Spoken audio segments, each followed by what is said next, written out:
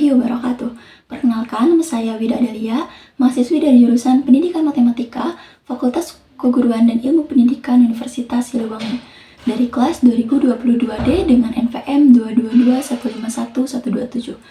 Pada video kali ini, saya akan menjelaskan mengenai materi permutasi dan juga kombinasi. Sebelum membahas mengenai materi permutasi dan juga kombinasi, kita harus mengetahui materi peluang dan juga faktorial terlebih dahulu. Peluang sendiri memiliki rumus yaitu NA per NS, yang mana NA ini adalah banyaknya kejadian, per NS itu adalah ruang sampel. Nah, untuk faktorial itu sendiri yaitu contohnya adalah N faktorial sama dengan N dikurangi N1 dikali N dikurangi N2 dikali N dikurangi N3 faktorial. Nah, contohnya seperti 5 faktorial sama dengan 5 dikali 4 dikali 3 dikali 2 dikali 1. Atau bisa jadi juga yaitu contohnya lainnya yaitu 8 faktorial, yaitu 8 dikali 7 dikali 6 dikali 5 faktorial. Apakah kalian tahu materi permutasi dan kombinasi ini berasal dari mana? Nah, mari simak video berikut ini. Apakah kalian tahu? Materi perhitungan peluang yang sering dipopulerkan dengan istilah probabilitas pertama kali dikenalkan oleh Blaise Pascal dan Pierre de Fermat pada abad ke-17 melalui permainan dadu. Dari permainan dadu inilah akhirnya berkembang permainan-permainan yang lain seperti pelemparan koin, permainan kartu bridge atau remi, dan permainan-permainan lainnya. Oleh karena itu, konsep peluang lahir melalui suatu permainan.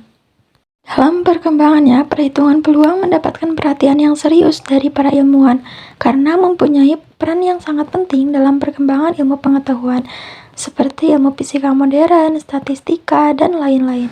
Pada awalnya, peluang hanya dilakukan dalam permainan judi. Seorang penjudi menghendaki kemenangan besar sehingga meminta bantuan seorang ahli matematika untuk mengatur siasat memenangkan permainan. Tetapi akibat perkembangan teori peluang yang pesat, akhirnya digunakan dalam bidang politik, ekonomi, peramalan cuaca, dan penelitian ilmiah. Nah, setelahnya, ilmuwan-ilmuwan lainnya seperti Bhaskara, Fabian Steinmann, dan Joseph Louis menemukan sebuah konsep permutasi dan kombinasi yang merupakan komponen dari peluang itu sendiri. Permutasi dan kombinasi ini tentunya memiliki peran penting dalam kehidupan sehari-hari. Seperti halnya penentuan penyusunan dalam suatu organisasi, kemudian pengaturan tempat duduk, dan lain sebagainya. Nah, dari video tersebut, maka dapat disimpulkan bahwa permutasi dan juga kombinasi itu berasal dari kehidupan sehari-hari. Nah, permutasi itu sendiri adalah penyusunan kembali suatu kumpulan objek dalam urutan yang berbeda dari urutan yang semula.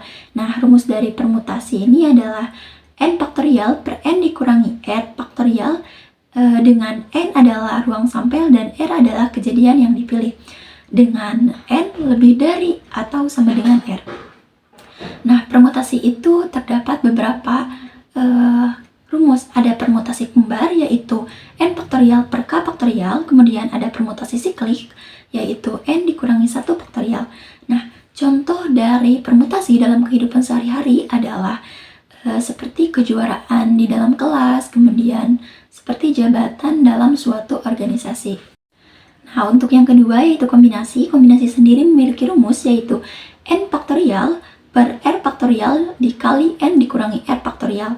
Nah, untuk N lebih dari atau sama dengan R.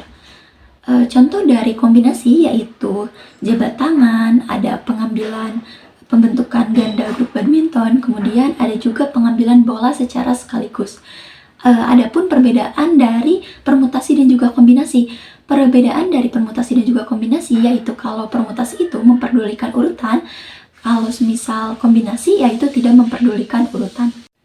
Adapun contoh dari permutasi yaitu terdapat 5 orang yang akan dipilih sebagai ketua, wakil ketua, dan bendahara. Nah, tentukan banyaknya susunan yang dapat dibuat.